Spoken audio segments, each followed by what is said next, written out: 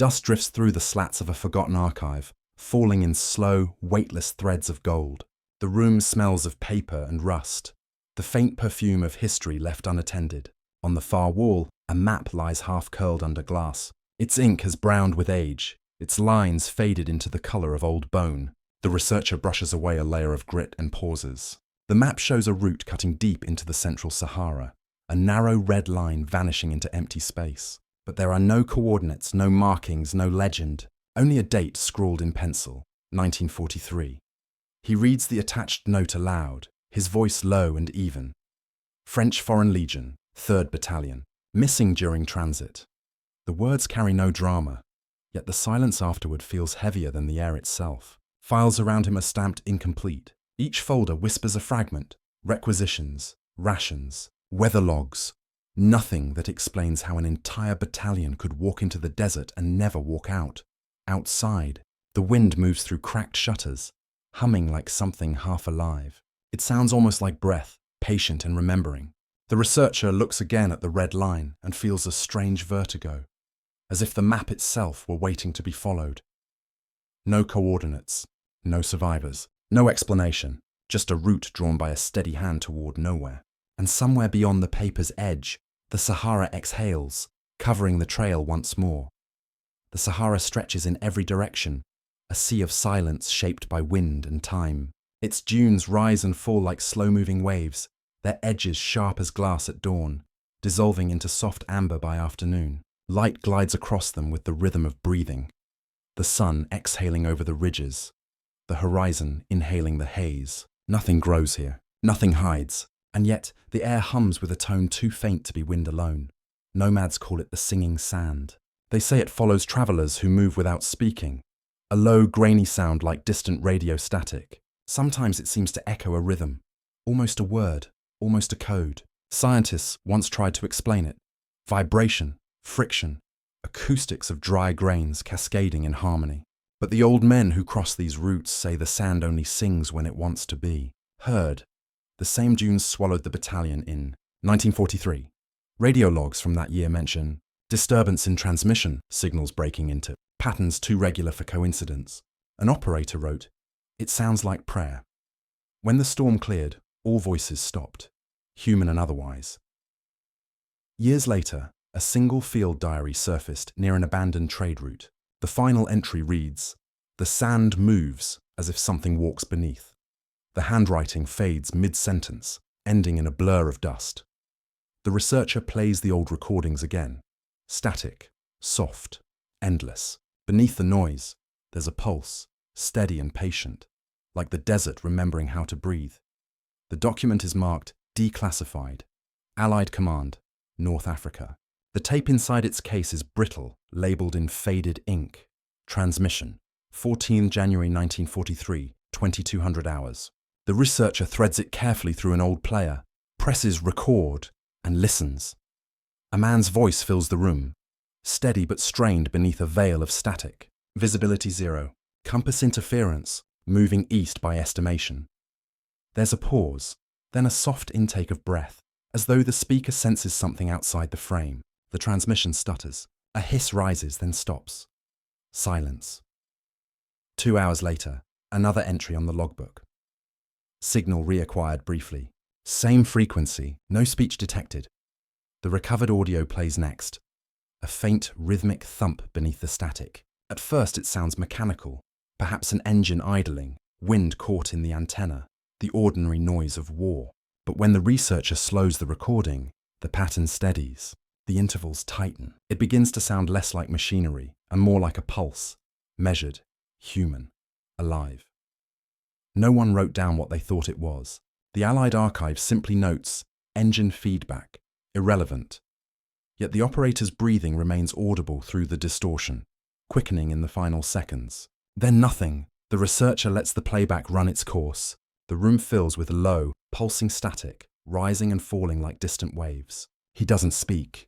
The sound feels patient, almost expectant, as though waiting for someone to answer. He stops the recorder.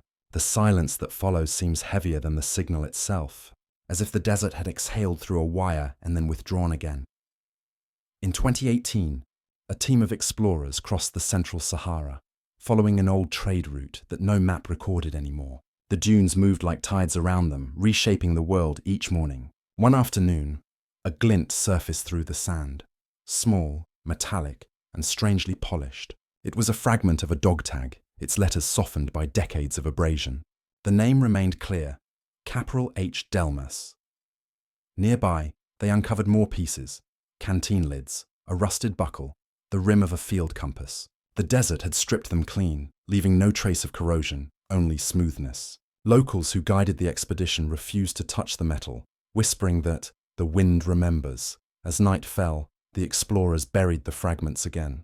The wind rose and began to hum across the ridges, carrying a sound almost like names being spoken, soft, endless, and fading into silence. In January 1943, the message arrived on thin paper that crackled like frost.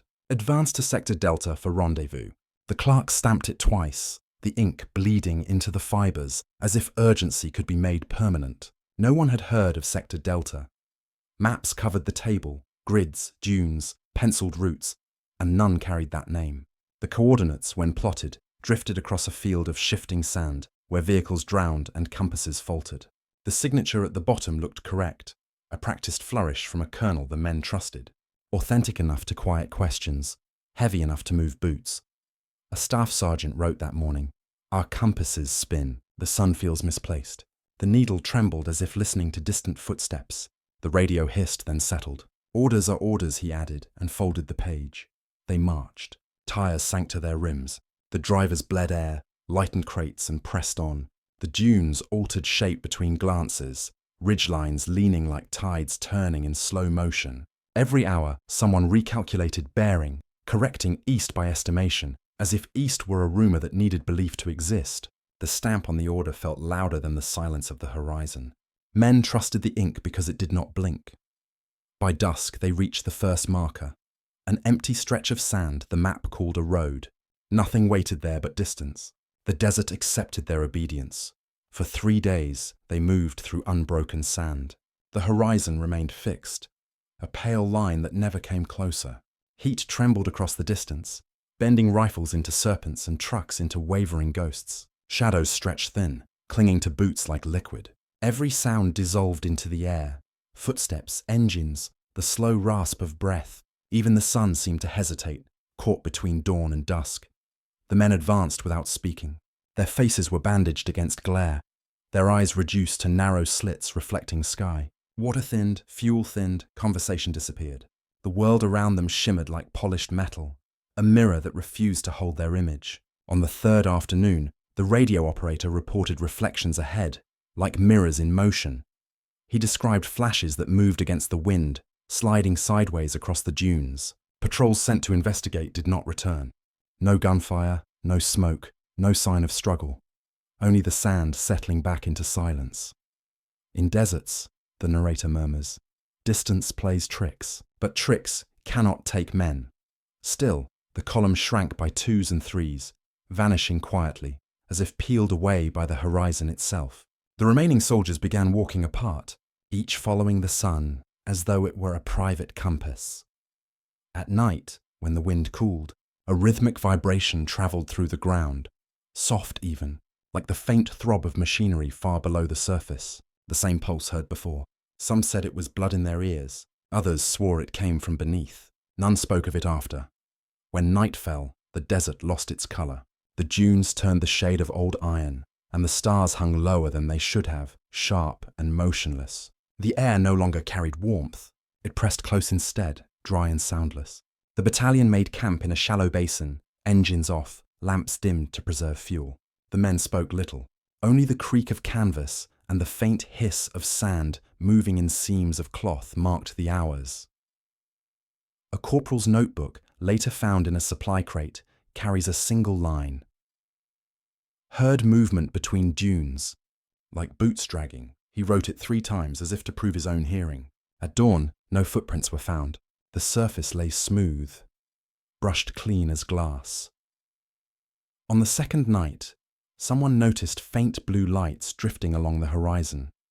Not stars, not flares, but orbs gliding level with the dunes. They moved slowly, keeping pace with the camp. The soldiers watched in silence, the way men do when an explanation feels close, but refuses to arrive. One private walked toward the nearest glow. It retreated at once, matching his pace backward, maintaining distance as though aware of his footsteps. When he stopped, it stopped. When he turned away, it dimmed and vanished. The desert remained utterly still. No wind rose that night. Even the sand seemed to hold its breath. In the morning, their tracks had blurred, erased by nothing they could name. The corporal's final entry ends with a question. If the desert sleeps, who keeps watch? Weeks later, a rescue patrol traced the battalion's route, guided by radio silence and rumor. They found nothing. No wreckage, no bones, no fabric caught in thorns. Only one footprint remained in a patch of hardened sand, clear as if pressed that morning. It was too fresh, too defined to have survived 70 years of wind. Around it, the dunes lay untouched, their surfaces smooth and unbroken. As the men examined the mark, a low metallic hum rose from the ground, faint and steady, like an engine idling somewhere deep below. Instruments detected no vibration. The sound seemed to live only in the ear, resonating with pulse. The desert was empty, yet something within it moved. Slow, rhythmic, endless. The narrator's voice lowers to a whisper. Some say the desert doesn't bury its dead. It keeps them walking. The room hums softly with the sound of machines awake after decades of silence. Dust drifts in the slanted light from the window as the researcher lowers a fragile reel onto the scanner. The label reads Field Transmission 1943, Sahara Sector. The tape unspools, brittle but obedient, its faint hiss filling the air like the first breath of something long asleep. As the digitization begins, the static settles into rhythm. Every 47 seconds, a pulse emerges. Gentle, patient, precise. The analyst frowns, running filters to isolate interference, but the pattern remains, identical across each frequency band. Too deliberate to be random, too soft to be mechanical. It's not noise anymore, it's a tempo. On the monitor, the waveform moves like a heartbeat. The peaks rise and fall with eerie regularity, breathing through static. The researcher leans closer, headphones pressed tight, hearing not distortion but repetition, as though the recording were listening in return. Outside, traffic hums distantly, yet the sound in the headphones feels older, heavier, belonging to a place where wind speaks in pulses instead of words. Every 47 seconds, the pattern repeats, the same pulse recorded before the battalion vanished. The researcher stops playback, waits in silence, then hears it once more, faint but living. Continuing without the machine, the audio seems to breathe back. The museum in Algiers is quiet in the afternoon, its corridors lined with glass cases and the faint scent of dust and varnish. In one corner, nearly forgotten, sits a small exhibit marked Expedition 1943. Inside the case are 5 glass vials, each filled with fine Sahara sand. The grains shimmer faintly under fluorescent light, dull gold and grey, ordinary at first glance. The researcher requests access, setting a recorder nearby as the curator unlocks the display. When one vial is lifted, a faint shift occurs inside. The surface ripples as though stirred by breath. To test, they place it on a low-frequency speaker and feed in a steady vibration. Slowly, the grains begin to move, arranging themselves into thin, curving lines. Circles, angled strokes. For a moment, the pattern resembles a military insignia. A shield, a star, a series of parallel bars. Then it collapses, returning to disorder. Experts later review the footage. They call it coincidence, the natural geometry of granular resonance, the physics of sound sculpting matter. The curator nods politely, repeating their conclusions for the museum record. Yet the researcher replays the video late that night, pausing at the frame before the collapse. The pattern glows under the light, unmistakably deliberate. The narrator's voice is calm. Patterns have always lived in sand. The difference is who notices. Outside the museum, wind drifts through narrow streets, carrying with it the faint hiss of the desert's voice, the same sound that lingers in every silence. The file that held the battalion's disappearance report was thicker than expected. Between the official telegrams and maps, the researcher found a small bundle tied with string.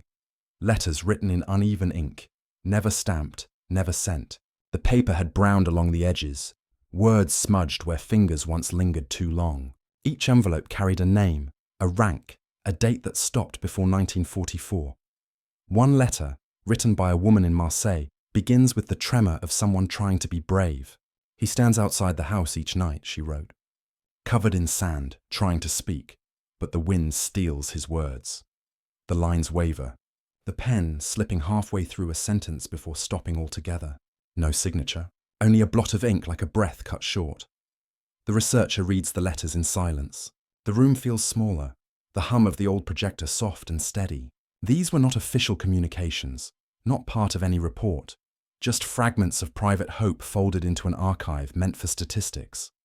Outside, daylight fades against the windows. The screen behind him plays footage of the Sahara, dunes under evening light, wind carving the same ridges seen in the photographs from 80 years ago.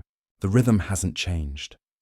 As the voiceover continues, the camera drifts across that endless sand, the color of memory itself.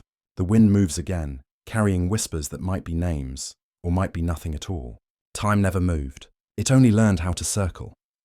The researcher had left the recorder running overnight, a simple test meant to capture ambient noise from the city outside.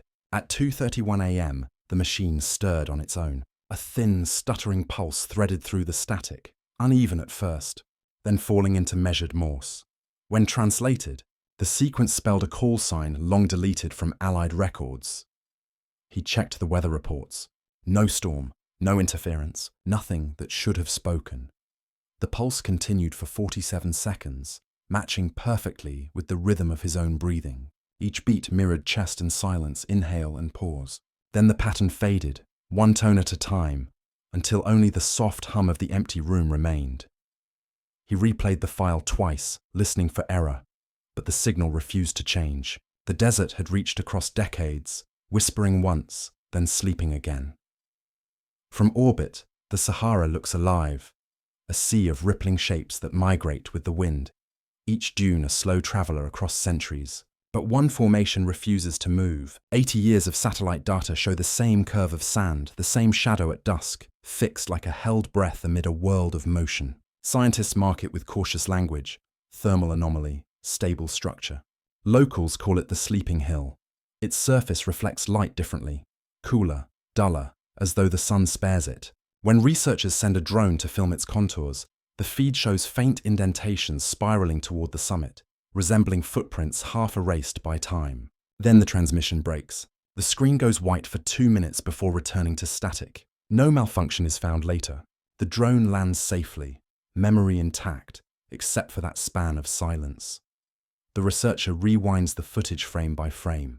The shapes on the dune appear organized, patterned, not random windplay. Geometry, he murmurs, where there should be erosion. The sand seems to remember form, holding it the way language holds breath. At night, thermal scans show a faint pulse of cold in the center, as if something beneath still exhales. The data doesn't change month to month. The dune stays still, patient, and utterly unmoved. A pause in the endless drift of the desert, resting where time has chosen to stop. The research team called it the silence layer, a region less than 2 kilometers wide surrounding the sleeping hill, where microphones failed to capture even wind. In the recordings, everything simply vanished. No hiss, no vibration, only the faint electrical hum of the equipment itself. When they stepped inside, the air felt heavier, as if made of glass. Boots sank deeper into the sand, though it was dry and firm. One geologist, speaking later, described it quietly. "You could whisper," he said, "but your voice stayed inside your skull. It didn't belong to the air anymore." Another wrote that she could hear her own pulse thudding in her ears, magnified and rhythmic, like the beating of something vast and hidden beneath her.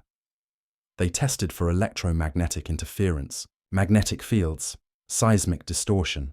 Nothing. Compasses worked, but their needles shivered slightly, trembling in place. A sound engineer compared it to ancient radio jamming, the space itself rejecting transmission. When the researcher returned alone at dusk, he placed a recorder at the boundary and waited. The playback revealed nothing for several minutes until faint pulses appeared in the spectrogram, evenly spaced, almost too precise. Translated from Morse, they formed a single word: march. Then silence again, He played the file at half speed, expecting noise. Instead, the word repeated, slower, softer, the pauses between beats stretching like breath. The desert, it seemed, was not refusing to speak. It was choosing when. Inside the silence layer, even the wind obeyed. At dusk, the desert changes its language. The light flattens until everything glows from within. Sand, sky, and shadow merging into one endless surface. That was when the explorers saw them. A line of figures on the far ridge, standing shoulder to shoulder, rifles at their sides, faces turned west. At first no one spoke. Through binoculars they looked too still, too even, as though carved from the air itself. Their shadows stretched across the dunes, long and perfect, but the wind carried no sound. Thermal cameras detected nothing. The shapes registered colder than the surrounding sand, silhouettes of absence rather than presence. The explorers advanced cautiously, counting each step, eyes fixed on the unmoving line. But the closer they came, the thinner the figures grew, their outlines fraying like smoke in reverse. Within 50 meters, the formation broke apart, dissolving into the air with the quiet of evaporating breath. In the sand where they had stood, the team found small patches of fused glass. Translucent, smooth, faintly blue in the fading light. The samples cooled quickly, crumbling to powder within minutes of exposure. The phenomenon had no explanation. The narrator's voice drifts softly. Some mirages repeat themselves, like a memory replaying its favorite scene. Later, the researcher compares photographs from the 1943 archives. The silhouettes of the missing battalion match the ridge exactly. Same posture, same formation, the same westward gaze. Only now they are made of light. The mirage waits there still, each evening, whenever the horizon forgets to move. Near midnight, the camp's instruments began to pulse. At first, it was a faint tremor in the recordings, soft thuds that rose and fell with uncanny precision. Each sensor, placed miles apart across separate dunes, registered the same rhythm at the same instant, synchronized like a single heartbeat echoing through sand. The researcher overlaid the data on an old military map. The pattern that emerged mirrored the battalion's final reported formation. Staggered, precise, moving east by estimation. It was not random, it was a march. He listened as the pulses continued, steady and patient, until dawn washed the desert in pale light. Then, just before the sun crested the horizon, the rhythm faded into the wind, leaving the microphones whispering emptiness. The narrator's voice remains calm, almost reverent. They are still marching. A long pause follows. Only wind. The email arrived just before dawn, a line of text glowing pale on the researcher's screen. The acoustic lab had finished its analysis of the desert recordings. Their conclusion was brief, almost clinical. Pulse sequence matches the rhythm of a single adult heartbeat at rest. Source indeterminate. Not a machine, not interference. Not multiple signals, just one. He read it twice, then closed the laptop. Outside, the air was still. Even the city seemed to pause. The sound from the desert had never left his mind. The slow, patient beat that seemed to listen as much as it spoke. He wondered if it had been listening for him. That night, he dreamed of the dunes. They moved like tides under a white sky, parting into long corridors of light. Through them came faint radio chatter, scattered words in French, the same phrases repeated and fractured, echoing through decades. The tone was not distress, but recognition. A call, answered. The sand shifted around him, each wave carrying the same pulse he had heard in the recordings. The rhythm synchronized with his own breath until he couldn't tell which belonged to whom. When he woke, the room was silent, but the pulse remained, faint and steady, somewhere between his chest and the memory of wind. It had found its listener. The film returns to the words of the battalion, preserved in pencil and dust. We march without shadow. The stars don't move. The handwriting is steady, the tone resigned, as if the writer had already accepted that no road would lead them back.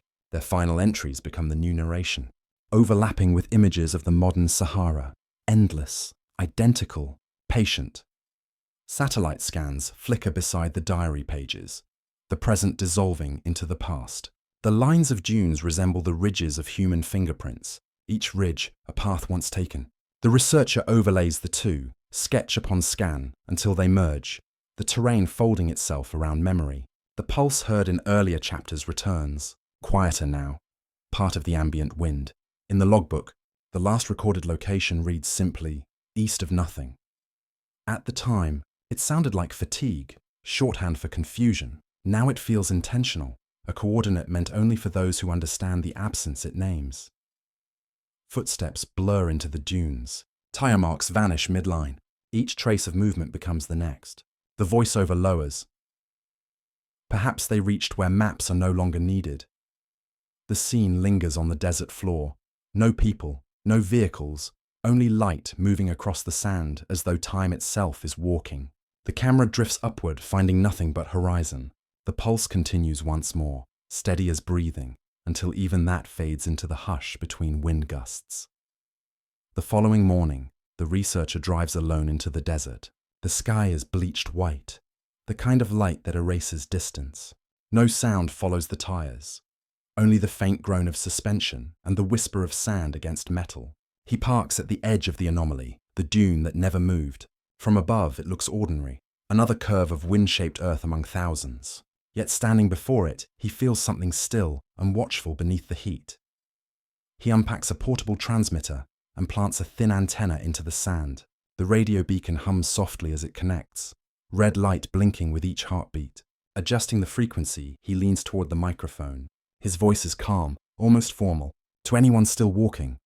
The message repeats automatically, looping through static. Hours pass. The sun tilts west. Nothing answers.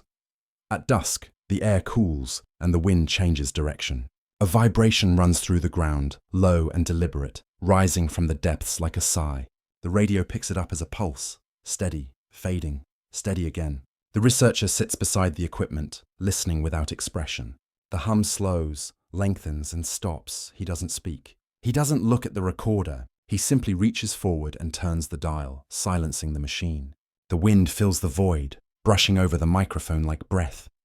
For a long moment, there is nothing else, only stillness, vast and complete, as if the desert has finally answered by choosing not to.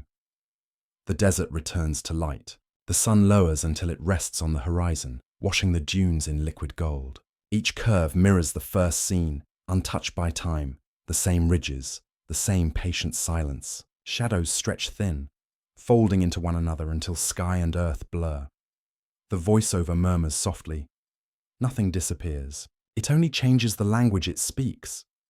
The wind answers in faint metallic tones, almost musical, almost human, a sound too delicate to name. As the light fades, the dunes darken into waves of blue shadow. The last reflection shimmers along their edges, then slips quietly away. No pulse, no signal, only stillness. The wind exhales once, long and low, brushing over the sand like a final breath. Then silence, wide, unbroken, complete, the kind that waits rather than ends.